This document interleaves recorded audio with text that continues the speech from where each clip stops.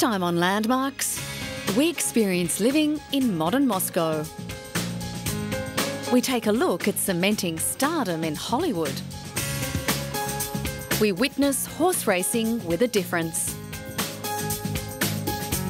And visit a beer drinker's heaven. But first, one of the most familiar icons in central London is St Paul's Cathedral. Sir Christopher Wren's 17th century masterpiece has remained one of the city's enduring symbols. Now a recently completed facelift has given visitors the chance to see the magnificent interior with new eyes. From the floor to the top of the dome, it gleams in the sunlight. Latex was used to peel off the dirt on the walls, and a portion of the old wall remains to contrast the new. One of the greatest challenges was accessing every single square centimetre of the wall face, and none of the scaffolding could be done during the daytime for obvious reasons, so that all had to be done at night. And the other challenge was just keeping a team of craftsmen motivated when they have 15,000 square metres of stonework to clean. But I was blessed with a great collection of people who were motivated by the vision of what it could be like at the end.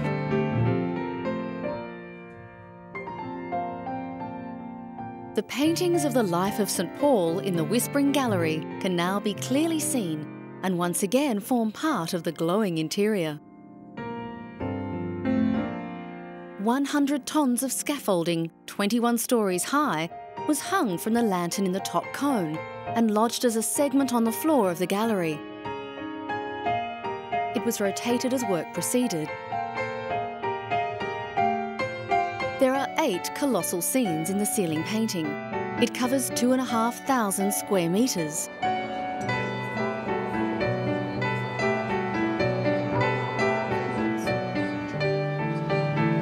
Statues in the gallery and throughout the main floor were painstakingly steam cleaned with pressure jets. And the swords and drapes were repainted over originals covered up in earlier times. The St Mark mosaic had to be taken down and repaired because of vibration damage from the organ pipes. The spectacular result of brush cleaning the mosaics can be seen in the choir stalls. I think what's happened is actually quite breathtaking. And I think you see this building now, which is one of the world's great buildings, restored in a way that perhaps even Christopher Wren never fully saw it. Because I think by the time the roof went on in Wren's day, it was already quite dirty. Christopher Wren's building is the 5th known cathedral built on the site, although the number is higher if every major medieval construction was included. The work was paid for with a £10 million private donation from the Fleming banking family.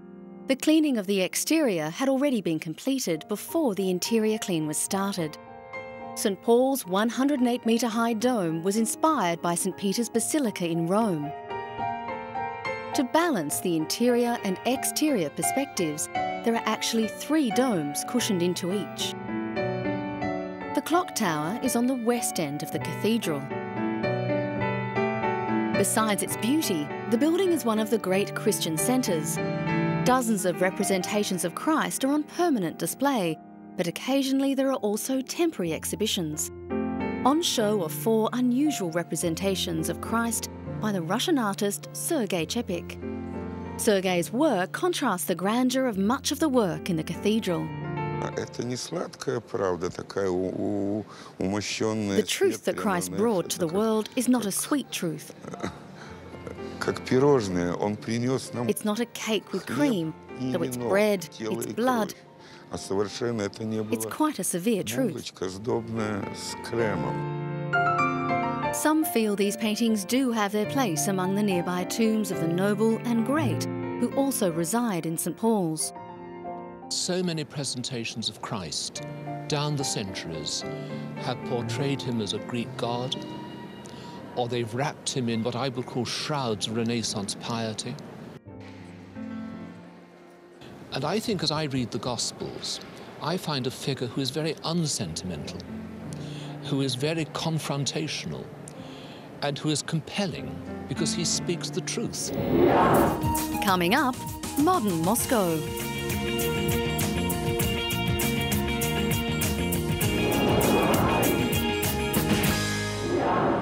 Moscow has many famous landmarks, Red Square and St. Basils, just to name two.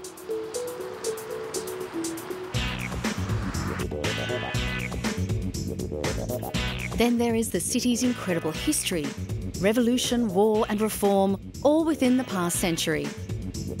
But modern Muscovites are writing their own history, and it is certainly not based on the old communist model.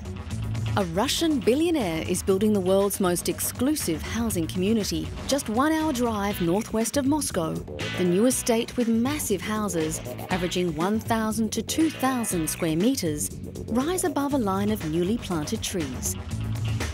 The homes, all individually designed by foreign architects, come with large indoor swimming pools and will cost around $30 million.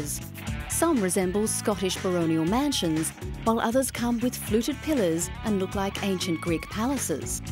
Thanks to Russia's economic boom, owning a suburban house is nothing novel to Moscow's growing elite. In recent years, gated communities with detached houses have sprung up all around the Russian capital. But the estate that is being built here, however, is set to dwarf all the existing ones in scale, price and beauty. The man behind the ambitious plan is Aras Agalarov. A billionaire businessman himself, Agalarov has visited most of the luxurious estates in the world and believes he can offer something better to his fellow Russian billionaires. Here we brought the best from the entire world together. We have the best designers for everything. For example, the man who designs the golf course for us wrote a handbook on golf called Cal. The people that work here with tractors are from all over the world, from Argentina, Portugal, Australia. We have specialists in how to shape a golf course. The waterfalls were going to be built by Americans, but I don't like American-style waterfalls, so I brought in experts from Australia. Sitting behind the wheel of a Land Rover that carries his name, Agalarov regularly drives around the vast area. Those who choose to buy a mansion in his fenced-off Agalarov estate will also be able to enjoy the luxury of a private golf course, sport complexes and a hotel for extra guests. This area here we will make green with artificial rivers. It will all be like over there. Agalarov says the total construction costs will be around $1 billion, while he estimates the total selling price at $3 billion. To make sure all goes according to plan, he inspects the progress of the work on a weekly basis. Agalarov expects there will be no problem finding buyers. Our estate will not be less. It will be even more beautiful than the ones I saw. That is the task I gave myself. Who the buyers will be is not a question. There will be so many buyers that it will be a problem for me to decide who to sell to. While Agalarov believes wealthy Russians will soon be fighting for the right to buy, the mansions are in stark contrast to the villages outside the gates of the estate. Left out by Russia's boom, most people living here don't even have running water. I need to herd my goats, but there is no space left. Everywhere are fences. It is all private property. 74-year-old Vera Emelianovna grew up in the village, but now lives with her daughters in Moscow. Each summer she returns to her small wooden house to tend her vegetable garden and enjoy the forests. The new neighbours on the other side of the field have brought unwelcome changes. They enclosed us and separated us from the forest. You see how bad it is. It is now forbidden to go to the forest. It feels like being in prison. Look, everywhere are fences. There are changes happening all around Moscow, and only time will reveal what its new landmarks will be.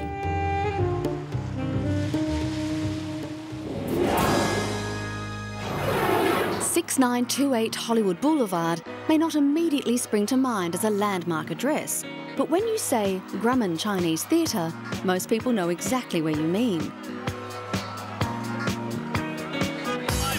For over 80 years, movie stars have cemented their place in film history by performing a simple ceremony in Sid Grauman'S legendary Forecourt.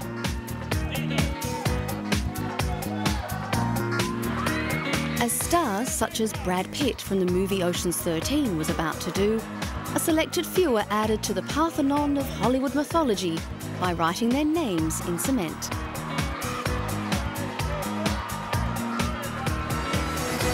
There's always plenty of Hollywood whooping and cheers from the fans who always have to queue for their spots. Pitt was joined that day by George Clooney, Gary Wycroft and Matt Damon. The ritual is to press their hands or feet, or sometimes their hooves, into wet cement, sign their name, often with a simple message. This ceremony took place close to the 80th anniversary of the first signing. Thanks for coming out. And I gotta say, I must say, if I had to be on my hands and knees with 3 other guys, I can't think of better guys to do it with. And I mean that. Since the famous theatre restaurant opened in May 1927, there have been over 200 names etched in the cement. Darth Vader, robot C-3PO, and Tom Mix's horse Flicker are the only non-humans to have their names immortalised. And if you're a movie fan, you would know most of them. It's a tourist ritual to walk down Hollywood Boulevard and read the names. Many a movie premiere has been held here, perhaps the most famous being the original Star Wars in 1977. The Chinese theatre was Sid Grauman'S attempt to expand his business after opening his successful Egyptian theatre in 1922. It took him another 5 years to open his more oriental version, and he needed financial help to do it. Sid owned a 1/3 interest with his partners Mary Pickford, Douglas Fairbanks and Howard Schenck. Pickford and Fairbanks, seen here signing a deal with among others Charlie Chaplin, were huge stars at the time. Hollywood was in the middle of its marvellous Dream Factory era, and Grauman'S Chinese launch coincided with Cecil B. DeMille's epic, The King of Kings. Perhaps not surprisingly, the first 2 stars to have their names laid down in the hard concrete were Fairbanks and Pickford. During construction, Grauman specified he wanted extremely hard concrete laid in the forecourt.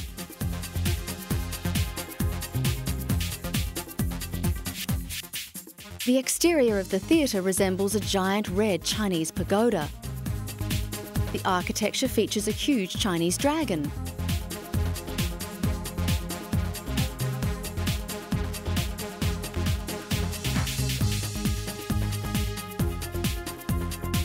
Sid sold his share to William Fox's Fox Theatre in 1929, but remained managing director until his death in 1950.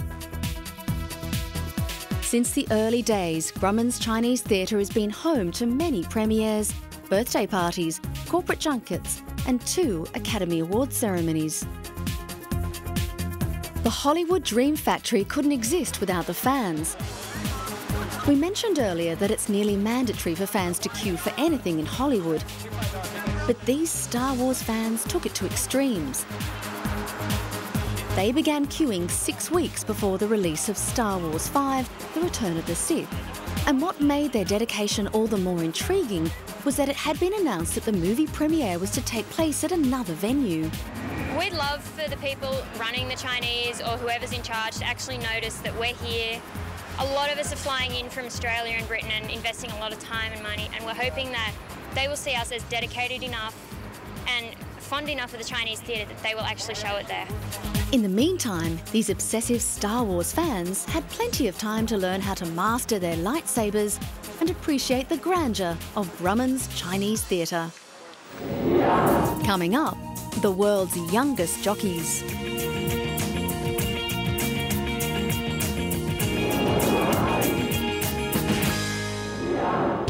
You are watching Living History. This is Mongolia, and the clouds of dust in the distance are horses racing. If not for the ambulance following, we could be back in the time of Genghis Khan and his feared hordes of warriors. It's said that Mongolians are born in the saddle, and not long after they are competing in races like this. But they still have to learn the basics. This is the annual Nadam Festival, a 3-day sporting event that harks back to Khan's time. It showcases a competition of 3 manly sports: horse racing, archery and wrestling. The race is a spectacular event as hundreds of horses shoot out from amidst the dust, accompanied by wild shouts of jockeys and cheering spectators. The horse race section is a chance for jockeys to prove their prowess, which is learned from a very young age. The oldest competitor allowed here is just 12 years old. I am 12 this year, so next year is the last chance I have to race. I want to be really fast next year because I won't be able to jockey again. It's a coming-of-age ritual even though they are not old enough to come of age. Jockeys from 5 to 12 years old gallop their horses at breakneck speeds across the plains near Ulaanbaatar. The small size of the jockeys also increases the horses' endurance. The horses are sometimes equally as young, some as young as 1 year. The races, which involve hundreds of competitors, are broken down into 6 categories based on the age of the horse. 2-year-old horses race for 16 kilometres and 7-year-olds race for 30 kilometres. For centuries, Mongolians have relied on horses for transport, sustenance and companionship. Even still, jockeys train for months before Nadam, and the horses are given a special diet. The winning jockey is praised with the title Tamni Ik, or Leader of 10,000, and the 5 winning horses are talked about and revered in poetry and music. Nadam is very important to Mongolians, and it is really important to me because it gives me a chance during my summer break to earn money by taking tourists around on horses. This is the only way I have to earn some cash because horses are what I understand most. The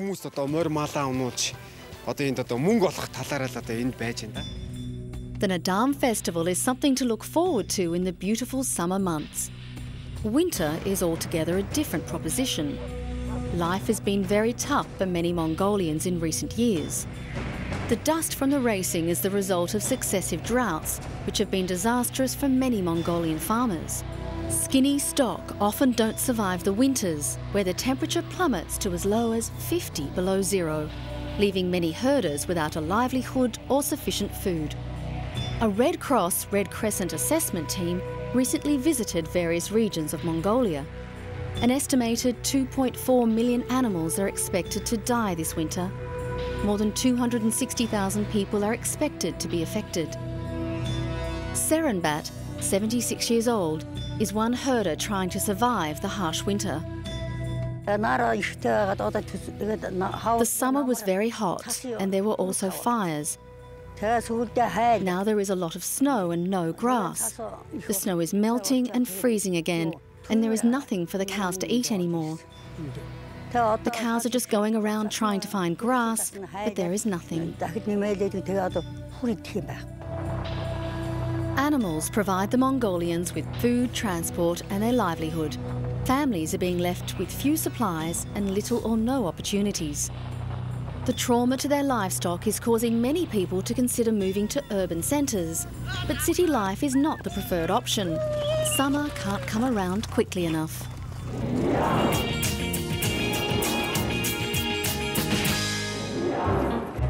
Normally, drinking beer wouldn't be considered a landmark activity, but in this case, it's where you are drinking that makes it noteworthy. The Hofbrauhaus beer cellar in Munich recently celebrated its 400th anniversary with, how else, a beer drinking celebration. The world's most famous beer cellar has been a magnet for locals and travellers from around the globe since the early 19th century. In many ways, it has symbolised Germany to the rest of the world. Beer halls are huge taverns that exist throughout the southern German cities. Hundreds, sometimes thousands of people are able to gather and engage in their favourite pastimes of drinking and talking. The Bavarian ruler Maximilian I built his royal Weissbier white beer brewery in the Bavarian capital in 1607. In 1828, King Ludwig I decreed that the royal alehouse was to become a people's alehouse. Paris has the Eiffel Tower and Egypt has the pyramids, and we have the most famous pub in the world. The people of Munich are proud of that, and they are proud that they get to know the cultures of the visiting tourists. They all sit around a big beer table, around 10 of them, and 3 might be from Munich, 2 from Italy and 2 from America, and they will all be trying to talk together as much as they can. The perfect example of international understanding. Beer halls have a tradition of being venues for political rallies.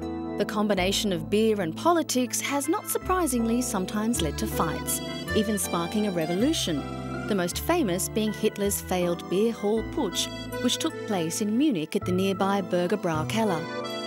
In 1923, the future dictator was building his political career and planned to launch his bid for power from Munich. He and 600 of his supporters surrounded the packed drinking room and declared a revolution had begun. The coup was directionless, however, and ended in tragedy. More than 20 people were killed and Hitler was jailed soon after. But it was while he was in prison that he perfected a plan that was to take him to power and eventually the world to war. The event became an important symbol of Nazi propaganda and was later commemorated by a stamp. Centuries ago in Bavaria, beer was not just a drink, but a basic foodstuff, and brewers at the time experimented with all kinds of ingredients, causing many hangovers and in some cases even death. This is why in 1516, the authorities issued special brewing laws, the German Beer Purity Law, which still applies today. These days, the mix between people from different places creates for many a special atmosphere. We can all meet and sit around a table talking with friends, talking about God and the world, but mainly about women.